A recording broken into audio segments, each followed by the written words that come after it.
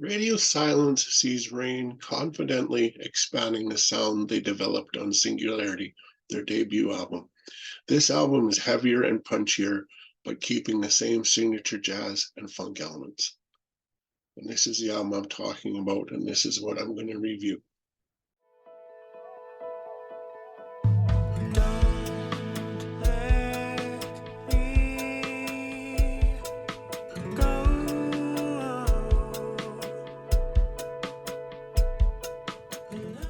Rain consists of four musicians. We have bassist and vocalist John Jowett, who of course has been XIQ, Arena Frost, a lot of other people. Jadis also comes to mind. We have Andy Edwards, who is also XIQ and Frost, and artists who met up with each other in a group called Hey Jester. We have vocalist and guitarist Rob Crocutt and Myron Webb, who also handles vocals and guitar. After a successful album, 2020 Singularity, the time has come for another one. However, the conditions in which the songs for the debut album were created were completely different. That pandemic period was very creative for some artists. Since there was no possibility of traveling or festivals or concerts or anything like that, the center of gravity shifted towards composing and recording new material in a safe studio retreat. Mentally, the lockdown was not easy to adapt or accept. The album was released on January 27th of this year. Yeah, I'm a little late, but what are we going to do? Like the previous one, it is on the Giant Electric P label, which is a label formed in 1996 by a team of well-known musicians from IQ, Michael Holmes, and Martin Orford. Now, individual tracks for the album recorded live at Mark Westwood's exquisite and ultra-modern Black Tea Studio in Worcestershire. Mark also is responsible for mixing, mastering, and co-producing the album. Janu, I hope I'm pronouncing that right. This is the title of the first track. This is a short intro that warms up the atmosphere before the next musical cocktails, served by four crazy bartenders. Second track is a song called Hypnosis. And this shows a real different face of the band, which gains momentum in the dark recessive, classic, slightly hypnotic rock, balancing between AOR and a substitute of progressive rhythms, creating a kind of new hybrid style of prog. In the middle of the song, there is a surprising change of aura and rhythm, expected but extremely appetizing and effective. You have some cool funk style mixes with jazz feelings, precisely built foundation by the rhythm section, John Jowett and Mr. Edwards. Now we come to track 3, which is called Something New, and this was the first single, and I believe there's also a video for it too. Now, initially, this song seemed too eclectic to me, but after a few listens, I found it to be one of the best on the album. In addition, it also has a dose of crazy warmth and a kind of a lightness to it. The drums and bass sound a little bit old school, but this is an incredibly fitting for the icing on the cake, which is undoubtedly the vocal line by Rob Crocutt.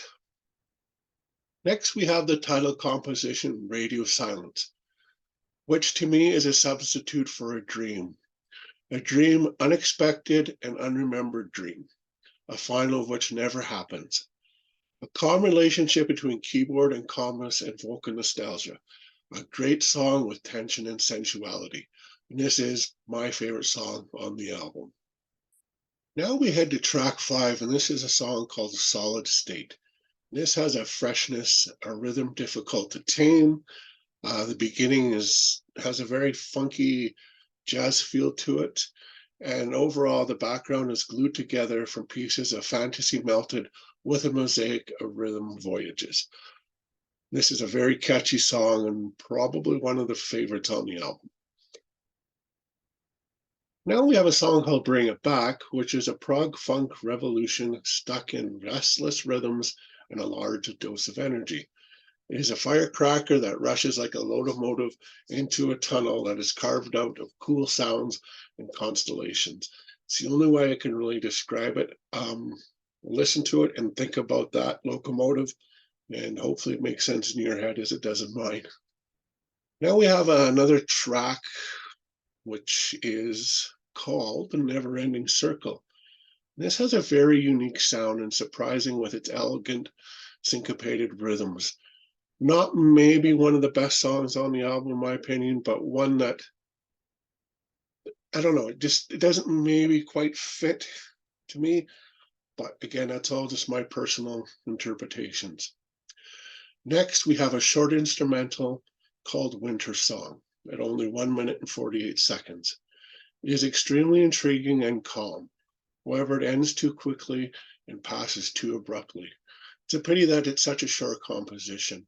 I had wished they had taken this song and see what they could have gone with it, because I think it had potential to be a much bigger instrumental piece than it was. Maybe there is a longer version in existence. I don't know, but it's a shame that it's just under 2 minutes. And then lastly, we have a song called Fear in the Night. And this explodes with energy leading to catchy themes, some of which is when a guitar plateaus and particles in subtle brilliance. This is the last track, The Silence After the Warm Winter Sun. It makes you realize that you want to return to the beginning and experience one again, every sound from the album Radio Silence. And as a rating, I would say this is an excellent addition to any prog rock collection. And as usual, I'm going to show a physical copy if I have it. In this case, I do. There's the CD front cover.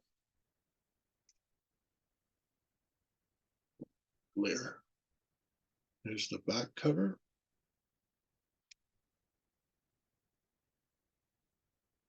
Open it up and you can see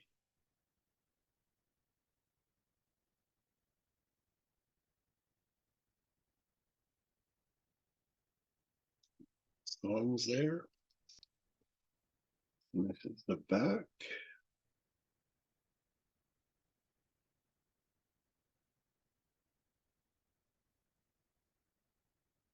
I'll show you the split here.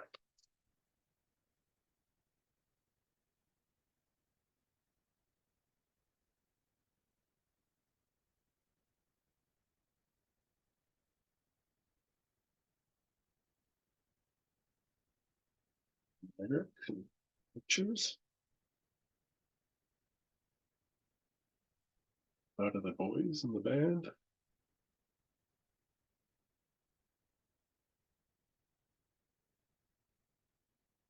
More here.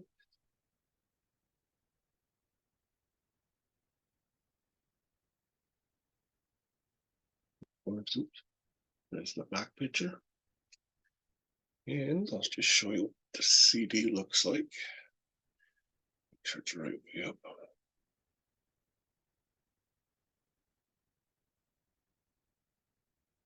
Right, guys. See you in the next video. Take care of yourselves as usual. Night.